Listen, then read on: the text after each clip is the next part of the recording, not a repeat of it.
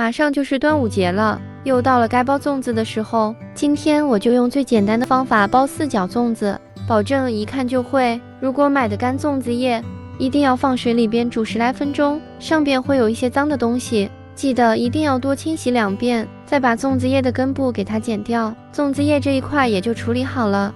我准备了2斤圆糯米，最好是提前浸泡，1晚上至少也要泡5个小时。作为一个北方人，只喜欢甜味的粽子，就准备了红小枣。包粽子最好是用2张叶子，有尖的那一头往里边对折。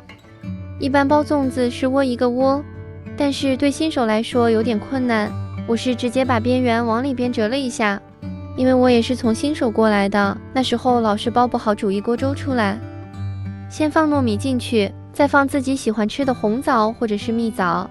南方人喜欢吃肉馅的，也可以选择放肉，反正这个馅嘛，自己喜欢吃什么就包什么，毕竟每个人的口味是不一样的。用勺子把糯米稍微压实一些，这样包的时候不会散。